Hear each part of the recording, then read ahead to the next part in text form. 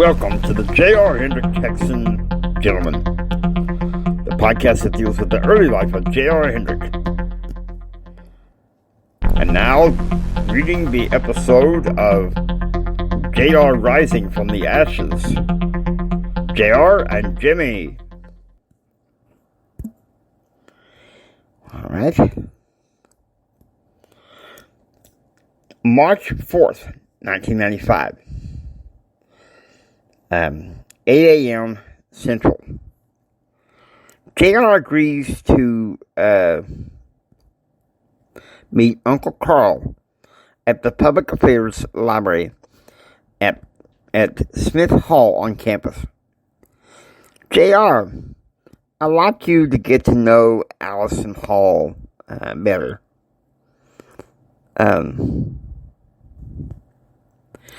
Don't ask her out for a date. Fall in love. Just someone to be a friend and study with. Well, hello again, J.R. said. How are you doing? Doing better. Making it slowly. What do you say we study together? We have public relations class together. We have a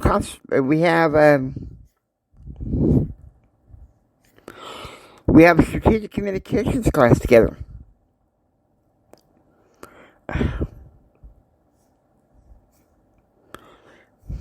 You're whetting my appetite. Come on.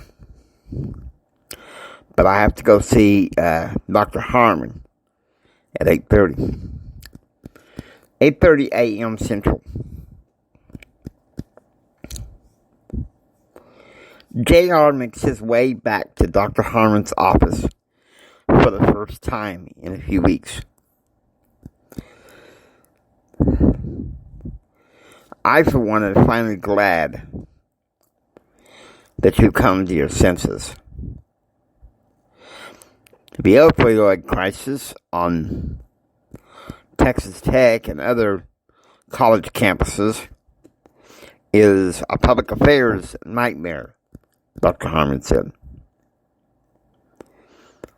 It's not over for you yet, J.R. You declared independence from your father. Now it's happened Now tap into your father's strengths. 1 p.m. J.R. is in the dorm living room on the phone talking to Amy Kathleen. If Greg offers a trip, then you should take it, J.R. said. Thank you for being so understanding. You always were. You always are different from the rest of Aunt Betsy's children. Well, we got Granddad to thank for that. Grandpa always wanted us to be ladies and gentlemen at the ranch.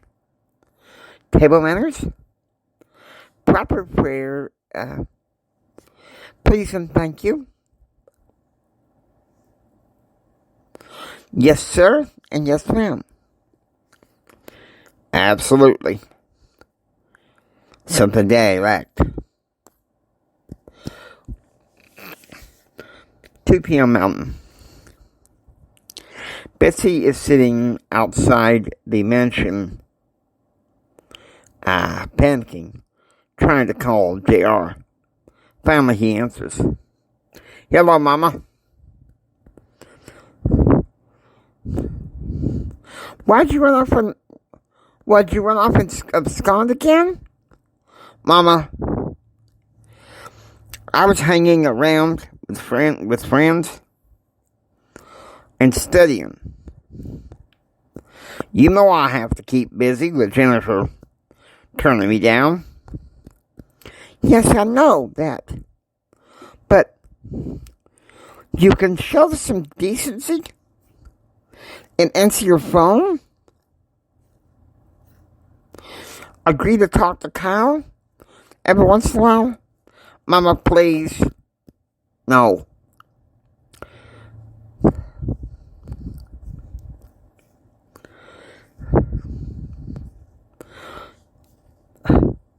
Stop this. This competition between me and Daddy and Christine. I stopped it, okay?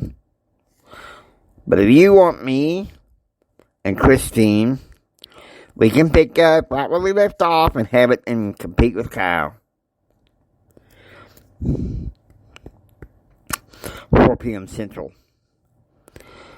JR is pounding his fist on the couch in the dorm room. I can't stop him, Dave.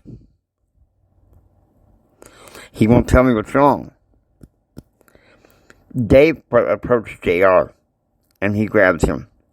JR tries to take a swing, but Dave blocks him. Okay, enough, I got it.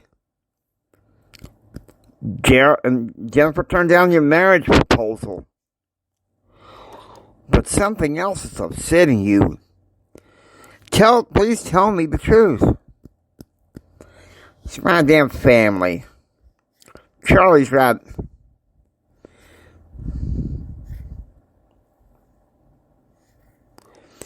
They don't give a damn. Jennifer was my out. And now, because of her,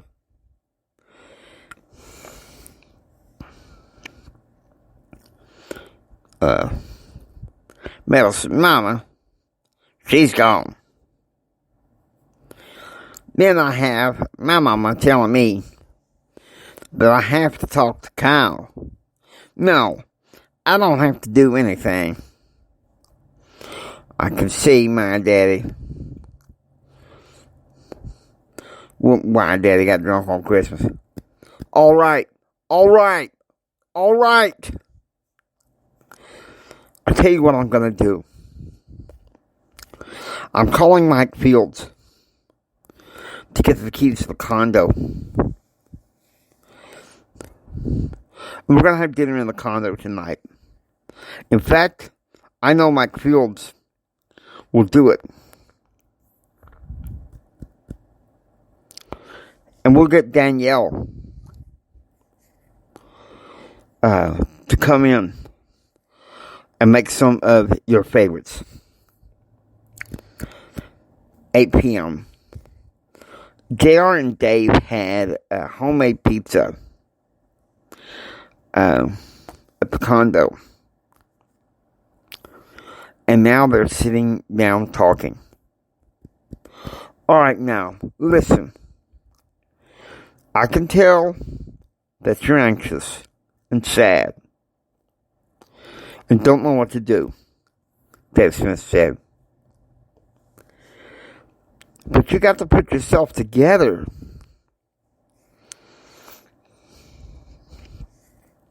Your dad set up a wonderful trip for you. That's something to think about.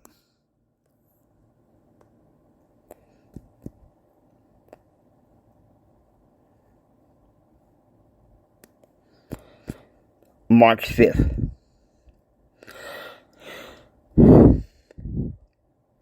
(1:20 a.m. Central). After getting some fresh air, Jim walks back into Claude's ranch house. Today he was going to Abilene Assemblies of Christ, which was going to be having worship services at noon's Sunday school at 1. He misses Betsy, who he knows, no doubt, was having a very good time in Phoenix. Kyle, Madison, and the kids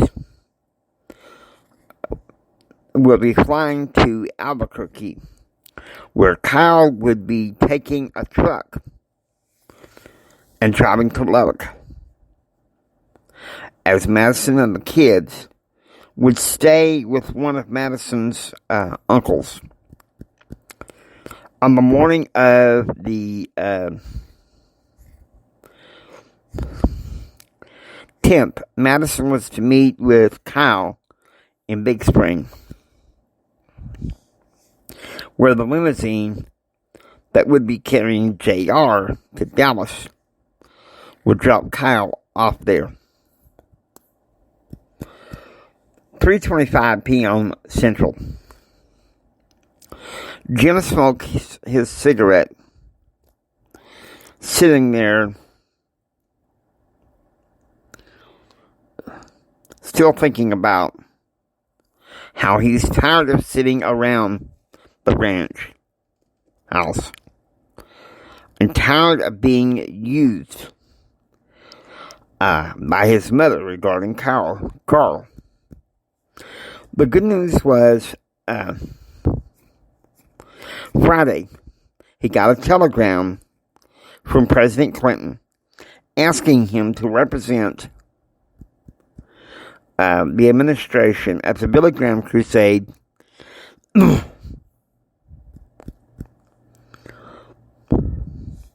seeing that Jim was fond of Billy Graham. The crusade would be in Tallahassee. 5:35 a.m. Mountain. Betsy makes omelets for Kyle, Madison, George, and Andrew. Betsy feels especially tense because Kyle is leaving, taking the 11:50 a.m. flight to Albuquerque, where he would be dropping off Madison.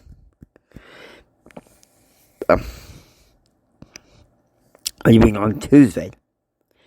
Madison would make her way back to the ranch and then to Big Spring on the night of the 9th to meet Kyle to go to another rodeo in Junction.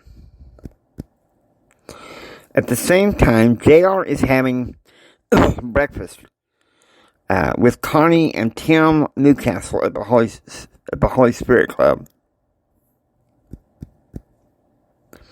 expecting donuts.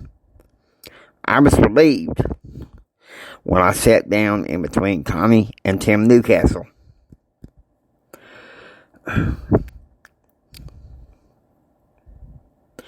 Jerry, you seem awful tense. What's up, man? Mama always enabling Kyle. Make him look like the old golden boy. Granddad never put up with that crap.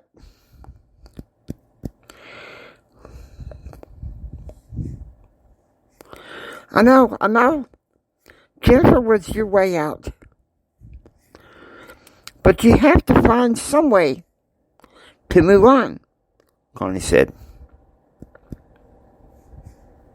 You know, I'm going to tell you this and something. And I don't want you to repeat this to a soul.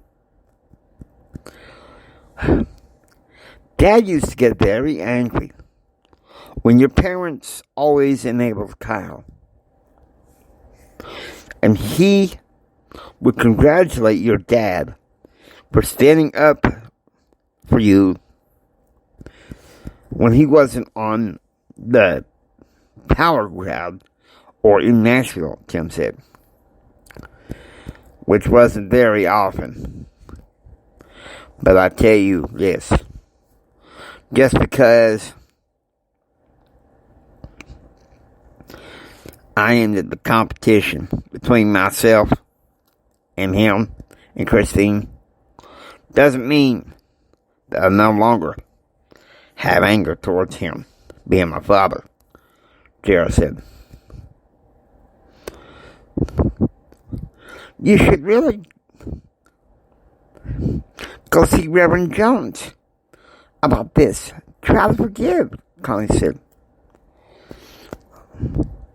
Dr. Jones has a bachelor's in philosophy, a master's in behavioral psychology, and a doctorate in divinity and Christian psychology, Tim said. 11 a.m. Central. Chicken enchiladas are for lunch at the Holy Spirit Club as I sat down with Tim Newcastle and Connie.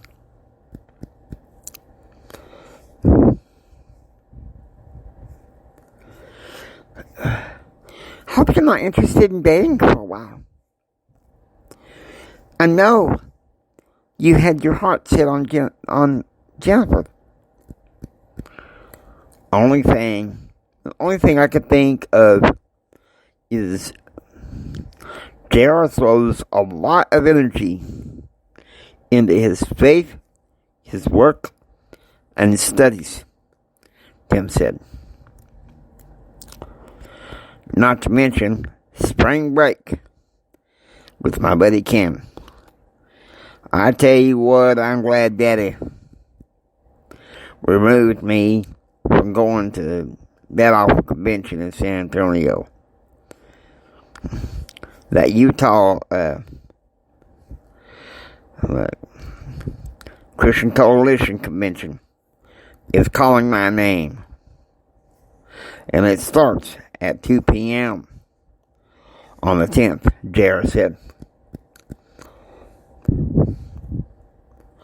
Oh, Jennifer may call you if that's okay. No hard feelings. She and I will always be friends. But moving right along. That's the spirit, Tom Newcastle said. And Connie said, you know, this morning, I spoke to Dr. Huckabee, Charlie's advisor. He's going to be graduating with a C grade point average.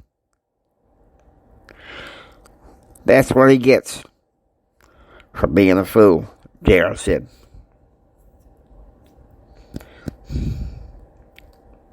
"1:30 p.m. Central.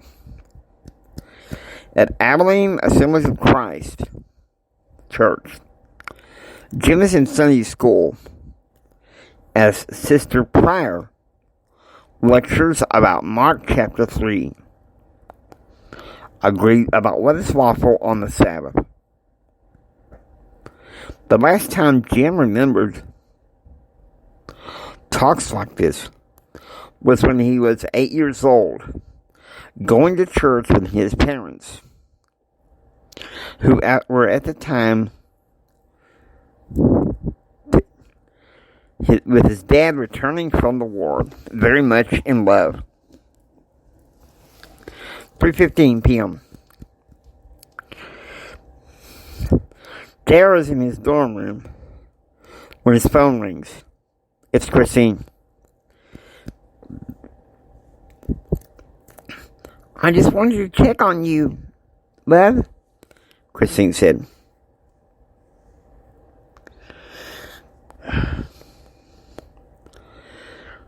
I'm studying. Where are you at? Our brothers. He's letting me stay at the ranch this weekend. And I've had Jennifer over and Monica. They're moving back to Texas like this summer with JR. I'm just seeing how you're doing. Because of what happened with Jennifer. And I hear you're hanging out with Allison Hall. That's good. I guess you're talking to Mike Fields, or my friends, or Mike Kyle. It don't really matter. I appreciate you, Kara said. Well, with me not working with Dad anymore, I've signed up for the soccer team. Well, Congratulations.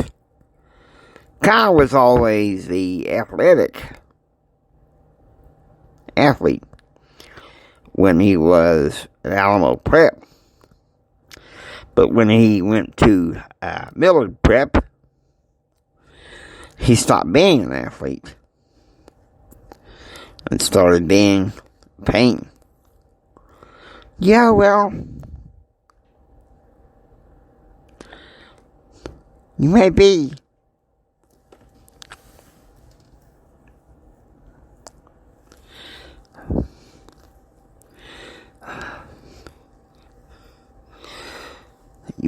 But at Reese Prep, you made him sound like the jock of the school. And so people were expecting him to sign up for anything. 3:30 p.m. Central. Certainly eager.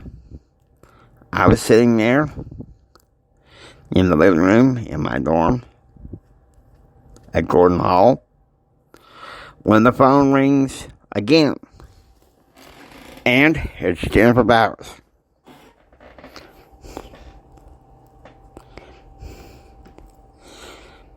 Hope you're staying curled up, Jennifer said. What have you been doing up there in London today? Why, I was at the King's Cross Temple today. There were 12 deacons standing at the front of the church before communion.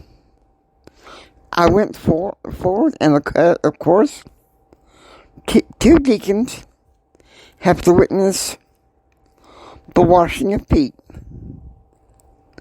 Reverend Edwards was having a choir playing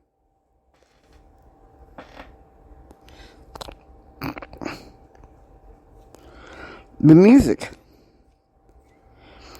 as they washed my feet. The lights were dim, except around the water basin. Then we all went back to our pews and had evening communion. Sounds exciting, Gerald said. Well, I better get to bed. I have to meet with MP Forge tomorrow. But I'll call you sometime. I promise. 5 p.m. Mountain. Betsy is having chicken enchiladas for dinner. She was told that Fern and her husband David will be flying into Phoenix tomorrow morning. And they would stay until March 8th.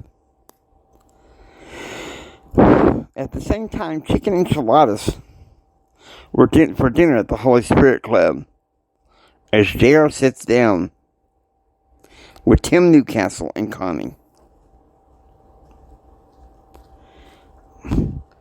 I can't believe it. Jennifer called. Well, then, it's obvious. No hard feelings, Tim said.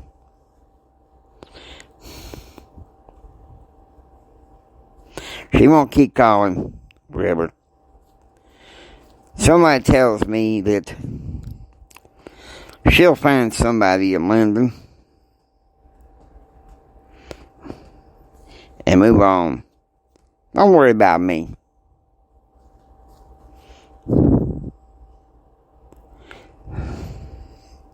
If you decide to fall for somebody again, you got somebody in mind? Oh, I hope not. It's awfully soon. Oh, I hope not. It's awfully soon for Gerald to be thinking about finding somebody else. Connie said, oh, don't y'all worry. This summer, I think I've got a hot number. I'm going back to Karen Crowder.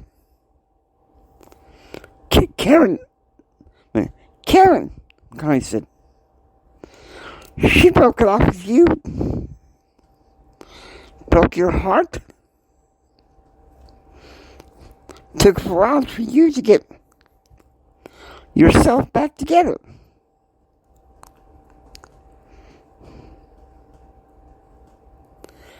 Jennifer was there to pick up the pieces.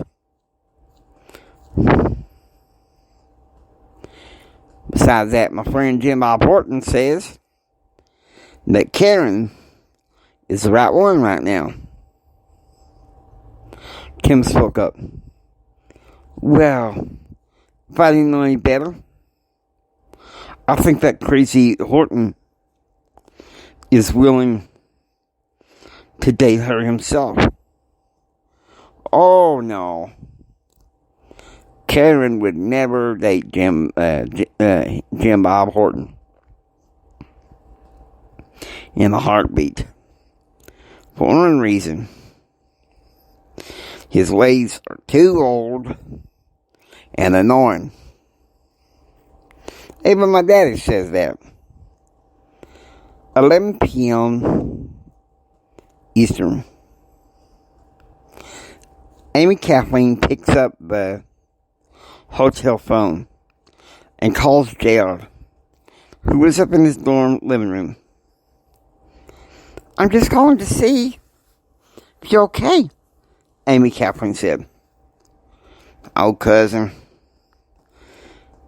I think I'll do just fine without Jennifer Bowers.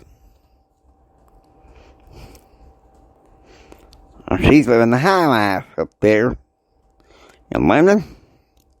How are you? I'm having fun up here in Cancun.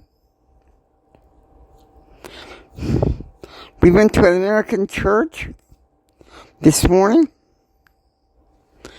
along with good walks at the beach before and after dinner. Greg is good to me, Amy Kathleen said. Amy Kathleen, you need to forget about my sister ignoring you and spend as much time as you can around Greg. He loves you, J.R. said.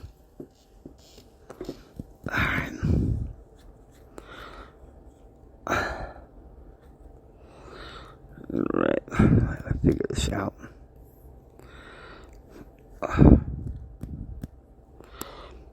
March 6th, 2:15 a.m. Central. Claude's truck leaves the drive of the ranch.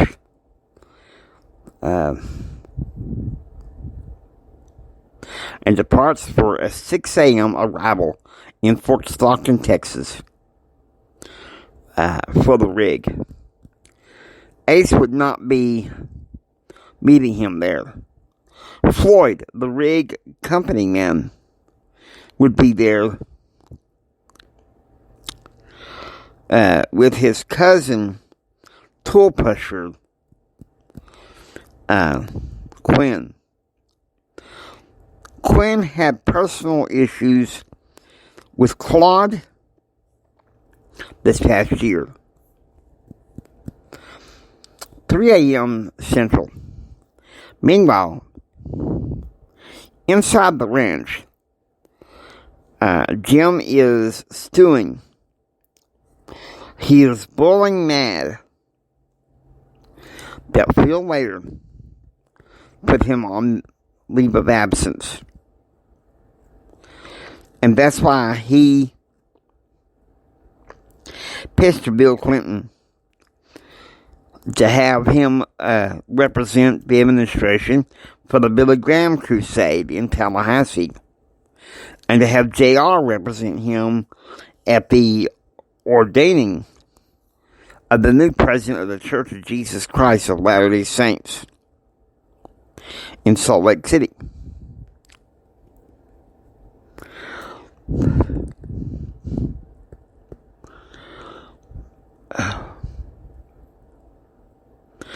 He's seen what his cruel hardness had done to him and to his family.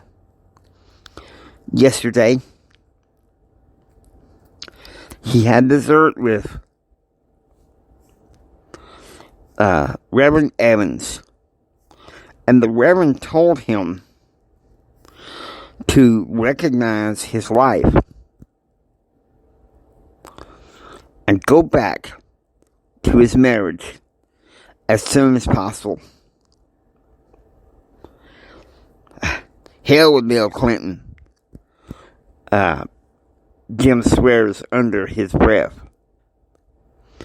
Wish I never agreed to support the frick. 6:30 a.m. Waffles for breakfast as I sat, this is JR, waffles for breakfast as I sat down with Brent Clark and C.B. Coleman. How are you? How are you? How are you doing?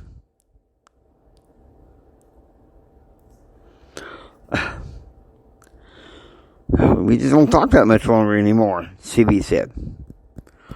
Oh, coasting right along, Jared said. You know, guys, I can see why he's still upset. It's almost been a week since Jennifer broke down his marriage proposal, Brent Clark said.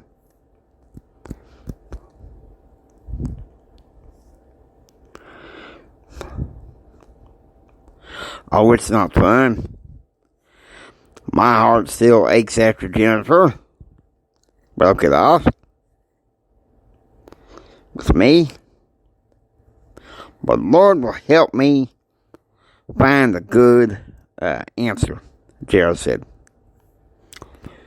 9 a.m. Mountain. Betsy is waiting by her car at the airport in Phoenix when Fern's private jet lands and stops at the gate. First, went out with Fern's husband, David, and herself. Fern, always nice to see you here. And David, too. Now, Betsy, our flight leaves awfully early Wednesday morning, Fern said. Oh, that's okay. I got a 2:25 a.m. flight to Tallahassee. Jim is requesting, representing the Clinton administration for the Billy Graham Crusade. And I've already booked us a nice hotel suite and tickets for the family in D.C. to come. Meanwhile, Jim is playing another round of golf with Gordon Gekko, the Donkey King of the oil field, was a nickname Gekko earned in 1986. He remembers fondly how he and his wife Barbara met as he was in Columbia University in the late 1960s, on up to 1970. Barbara was a simple Fort Worth girl trying to improve her life as well. To have had a fruitful 25 years of marriage.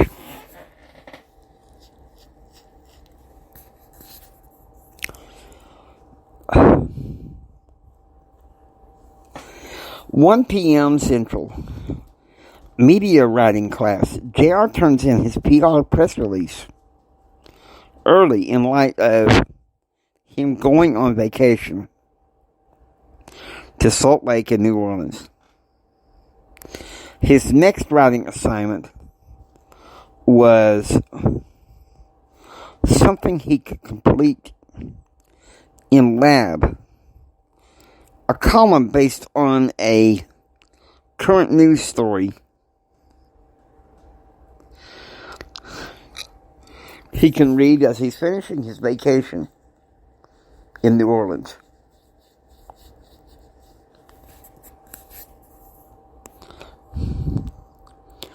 Two p.m. Central. In his dorm room, JR gets a call from Jennifer, who said she was on the break from a business meeting party and only to talk for 5 minutes. Disappointed that she couldn't talk too long, JR agreed to grab a snack with Brent Clark. 3 p.m. Central. Tired of sitting around at the ranch in Abilene, Jim takes a taxi to the Country Brewery.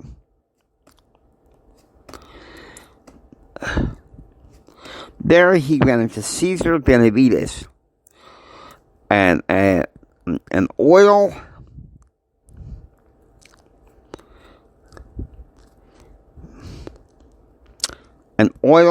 titan with holdings in Texas, New Mexico, California, Florida, and Colorado. He also had some offshore holdings in Louisiana that Senator Wheeler had blocked. A variance for Cordell, whereas in 1992, his win was a surprising 64% margin. But now his popularity had dropped down to 45%. According to Benavides, who said that 19% of his popularity dropped with among Hispanics, particularly high-income Mexican, and 3% from high-income Cuban Americans. 6 p.m. Central. Fish sticks was for dinner that night at the Holy Spirit Club. So JR makes his way and sits down with Brent Clark and C.B. Coleman. "What's the matter, JR? Why are you so downcast?" C.B. asked. "Tired of this damn life here. Wish I stuck it out with Charlie.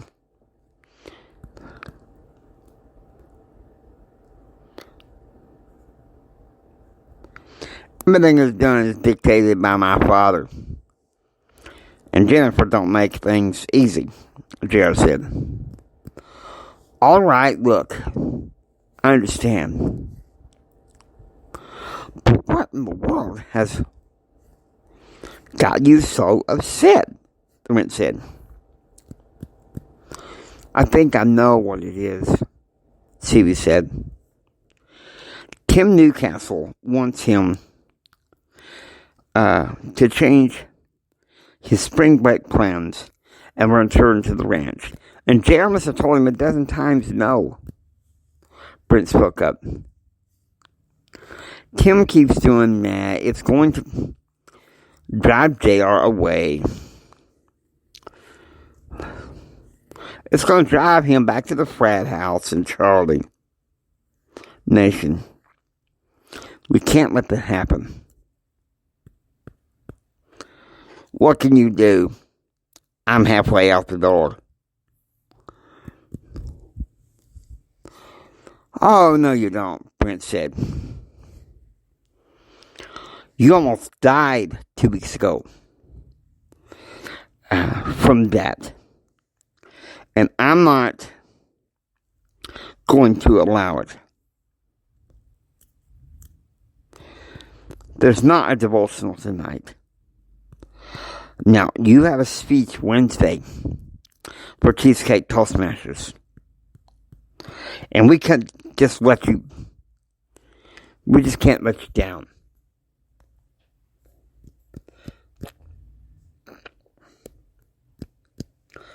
March 7th, 7 p.m.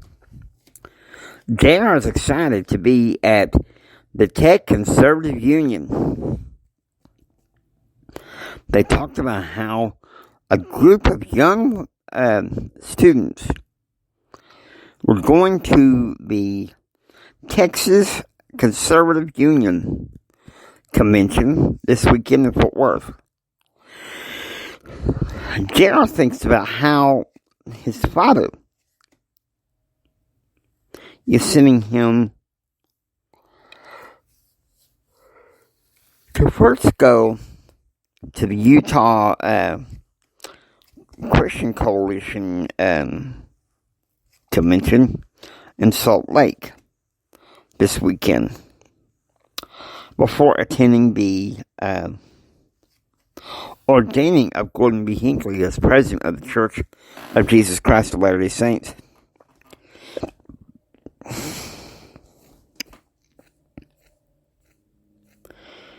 Then he would go to the GOPAC convention Monday through Thursday in New Orleans.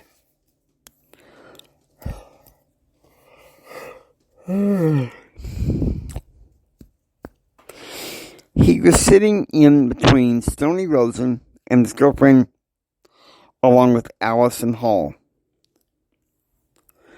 Allison was being a support to him during this tough time of losing Jennifer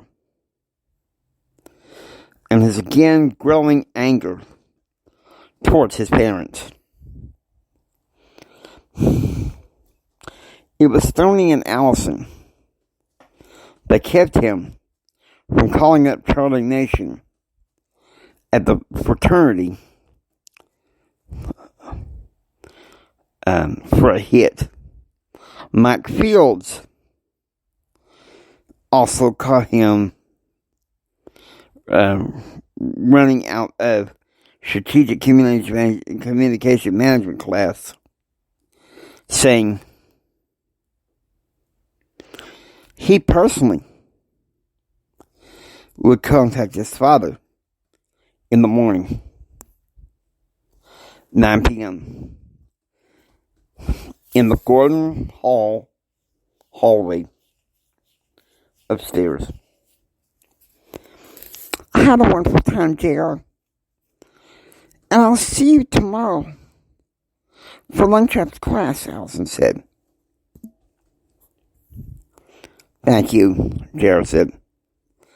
I know you have a great pain inside you, but you're a beautiful man. Well, talk to you at lunch. I'll tell you something else. I appreciate you being here for me. 4:55 a.m.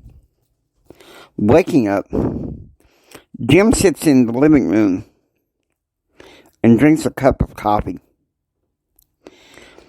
Janet was already up, but Claude would not be up until 5 a.m.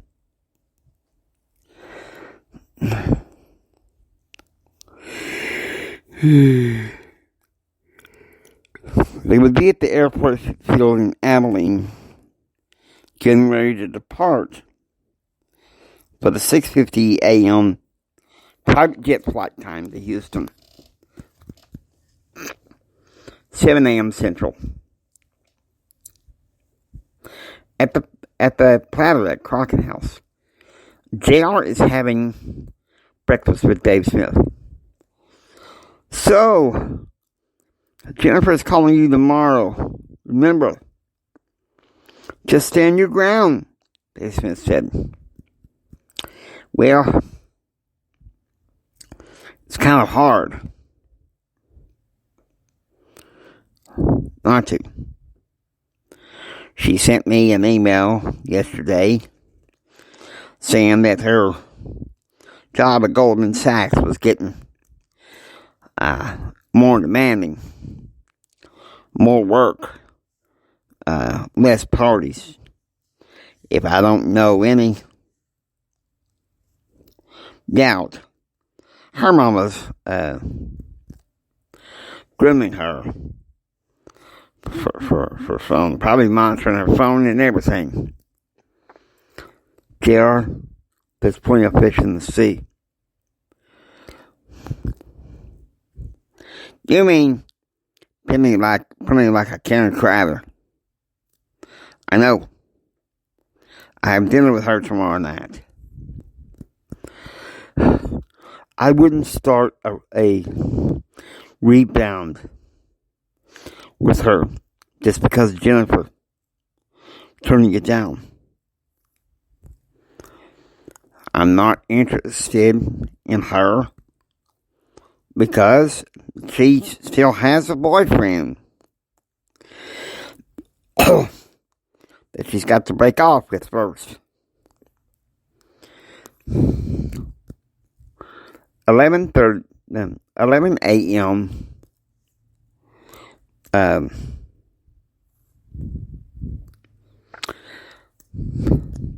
Central.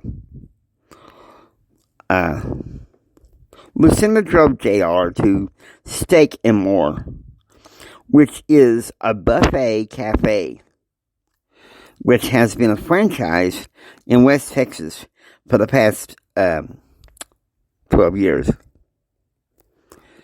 You know, the last time I went to Steak and More was about 5 weeks before my grandfather died. And I have to say, they make some of the best steak sandwiches.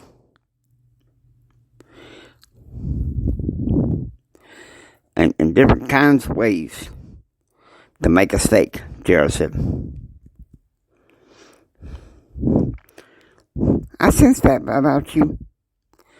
And I thought maybe us grabbing a bite to eat off campus might be a good idea for what we're about to discuss, Allison said. What's your aim? Honesty? I mean, I decided for all my public affairs classmates, okay? Relax. Since I started studying some public affairs courses, I heard plenty of stories about you. That you're honest as the day is long. And you're one of the most frankest gentlemen I've ever met.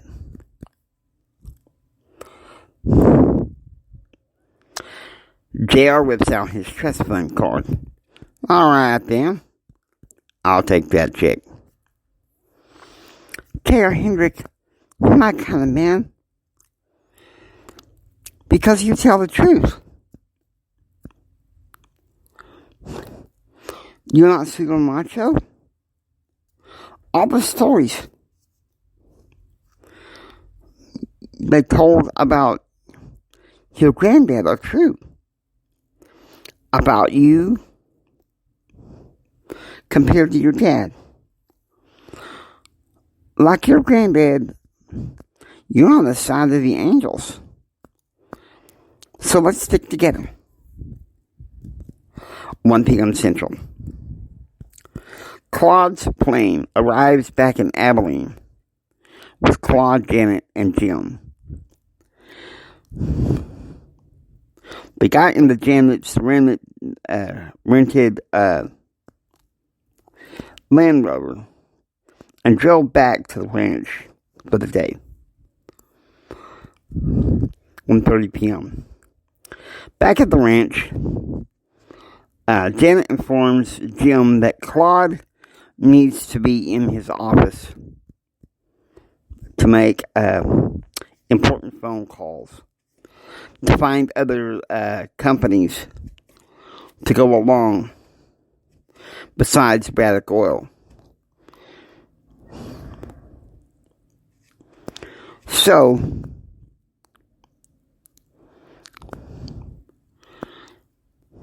since he's down in his bedroom, and what should be on his bed was a newspaper. On the front page was JR's press release about the Texas Tech Conservative Union. Potential leadership changes.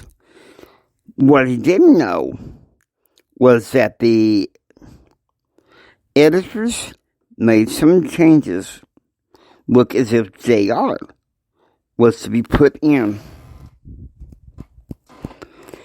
as the president of the union. For Pete's sake, Jim said. From a drug blow up, lovesick, stupid crown head to some political hack. What the heck, JR?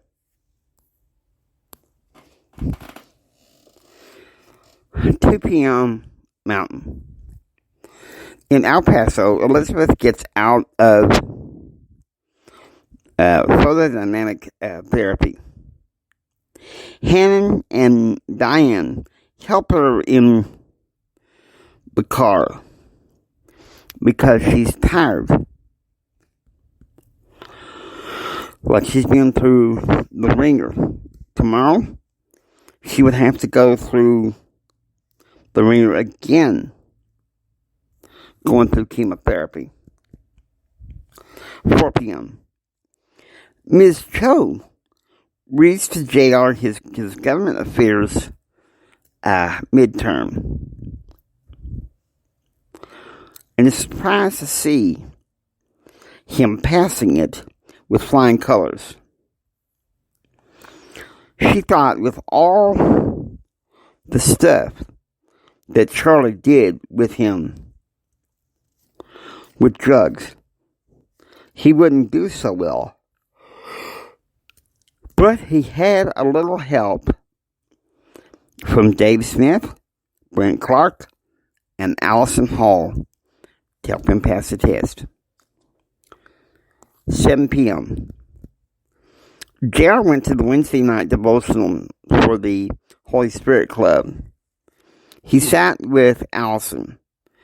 Allison grew up Assemblies of Christ in Roswell, New Mexico. She is working on a double bachelor's in public relations and marketing. After graduation this spring, she take a summer internship with the Small Business Administration in Fort Worth before beginning her real estate MBA with the University of New Mexico in Albuquerque. 8 p.m. Central.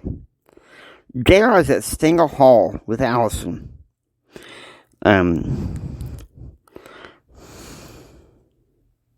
She's making for him easy bake peanut butter and chocolate chip cookies.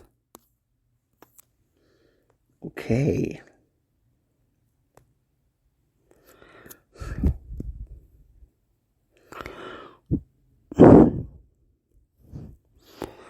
I've got to find March 9th. March 9th.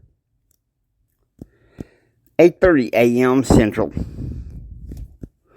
Claude pulls up to his first inherited gas station in Abilene when his phone rings as he gets out of the truck. It's Martin Madison.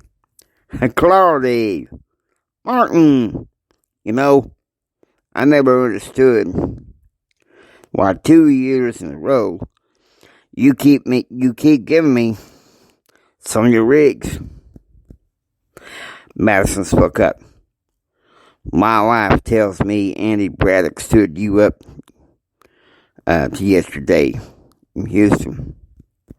Oh yeah, Patricia. I see why you keep her around. And I appreciate the help and gesture. We should meet sometime for breakfast.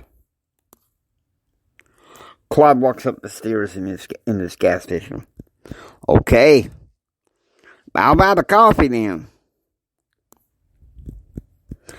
Jim is driving in Janet's blue 1995 Buick Skylark when his phone rings. It's Martin Madison. Martin, what's up? Jim said. Andy Braddock? He stood us up. He owes us. Not me. Look, I'm leaving for Dallas tonight. Tallahassee in the morning. You go have a good time.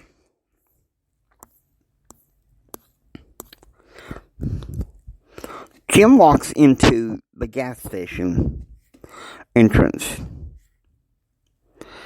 And the guy at the counter turns towards him. Howdy, friend. Bewildered, Jim rushes upstairs. A song called it's Claude's office as Elvis Presley's Kissing Cousins is playing.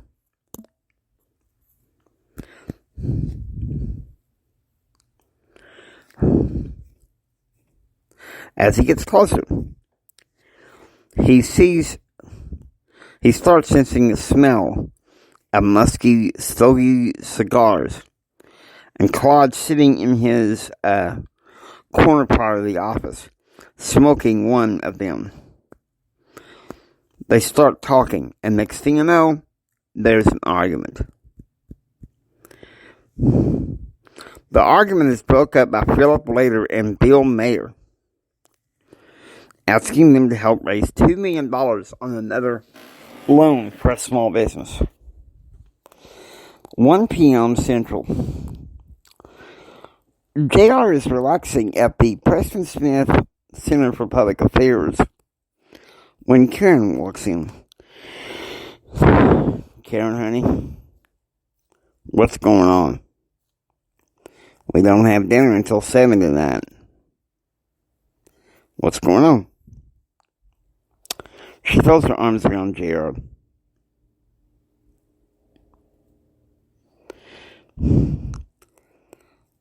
I know 2 weeks ago, we came close to losing you. And if Jennifer doesn't want you, then I want you. I'm sorry, JR. It may take me a while to dump my boyfriend, but I promise you,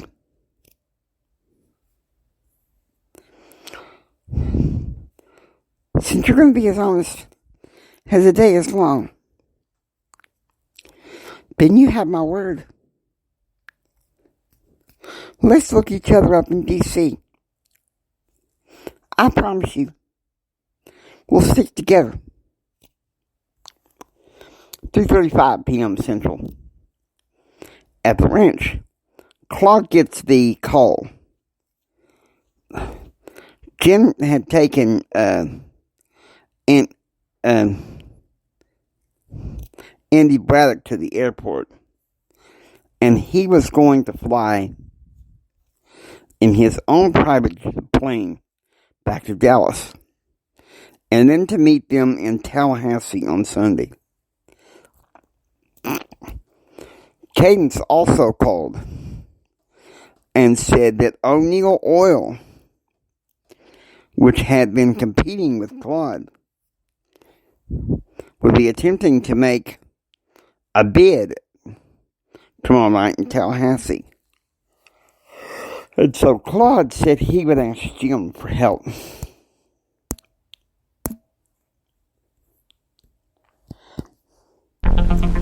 Hope you enjoy listening to the J.R. Hendrick Texan Gentleman. If you like what you hear, please subscribe and become a part of the adventure.